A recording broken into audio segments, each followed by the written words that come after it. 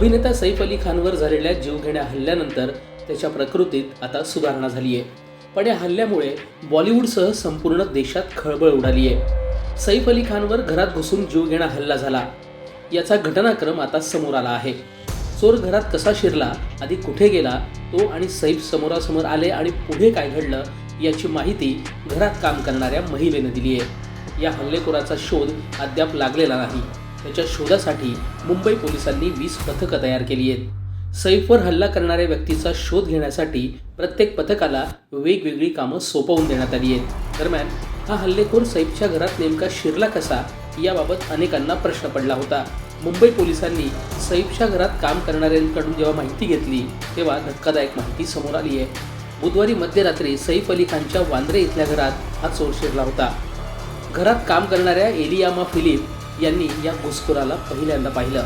त्यांनी या घटनाक्रमाची सविस्तर माहिती दिली आहे. त्या म्हणतात, 15 जानेवारीला रात्री 11 वाजताच्या सुमारास मी सैफ अली खानचा धाकटा मुलगा जहांगीर उर्फ जेह बाबा याला जेवू घातलं आणि झोपवलं. त्यानंतर मी आणि माझ्या सहकार्याने रात्री झोपण्याची व्यवस्था केली. पहाटे 2 वाजता मला आवाजाने जाग आली आणि मी सरळ उठून बसले. बाथरूमचा दरवाजा उघडा दिसला. मला वाटलं करीना मॅडम जेह बाबाला भेटायला आल्या असतील, त्यामुळे काहीही न विचारता मी झोपले. पण मनात अस्वस्थता होती, त्यामुळे मी बाथरूममध्ये कोण आहे हे तपासण्यासाठी उठले तेव्हा आतून एक व्यक्ती बाहेर आली आणि जेह बाबाच्या बेडकडे गेली.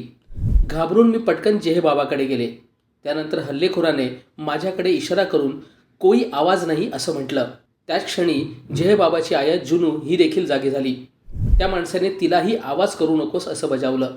तो डाव्या हातात काठी आणि उजव्या हातात एक लांब पातळ ब्लेडसारखी वस्तू धरून उभा होता असं एलियामा फिलिप यांनी सांगितलंय. मी जेह बाबाला वाचवण्याचा प्रयत्न केला तेव्हा त्या माणसाने माझ्यावर ब्लेडने हल्ला केला. त्यामुळे माझे दोन्ही हात जखमी झाले. मी त्याला विचारलं, तुला काय हवंय, तुला किती पैसे हवेत? तो म्हणाला 1 कोटी रुपये. हा गोंधळ ऐकून करीना मॅडम धावत खोलीत आल्या. सैफ सरांनी त्याला विचारलं, तू कोण आहेस, तुला काय हवं आहे? त्यानंतर त्या माणसाने लाकडी वस्तू आणि ब्लेडने सैफ सरांवर हल्ला केला. त्यावेळी आत गेलेली गीता हिच्यावरही त्या माणसाने हल्ला केला. आम्ही खोलीतून बाहेर पडून दार लावून वरच्या मजल्यावर पळून जाण्यात यशस्वी झालो. आवाजाने घरातील इतर कर्मचारी जागे झाले आणि आम्ही सर्वजण खोलीत गेलो. जेव्हा आम्ही खोलीत परतलो तेव्हा तो माणूस कुठेच दिसला नाही असंही एलियामा फिलिप यांनी सांगितलं. या घटनेत सैफ अली खानच्या मानेला, उजव्या खांद्यावर, पाठीला, डाव्या मनगटाला आणि कोपराला दुखापत झाली आहे. तर गीताच्या उजव्या मनगटाला, पाठीला आणि चेहऱ्याला दुखापत झाली आहे. गंभीर जखमी झालेल्या सैफ अली खानवर 3 ते 4 तास शस्त्रक्रिया झाली आहे. त्यानंतर त्याची प्रकृती स्थिर असल्याची माहिती डॉक्टरांनी दिली. दरम्यान हल्लेखोराचा चेहरा CCTVमध्ये कैद झाला आहे. तो वांद्रे स्टेशनवरून वसई विरारच्या दिशेने पळाल्याचा अंदाज व्यक्त केला जातोय.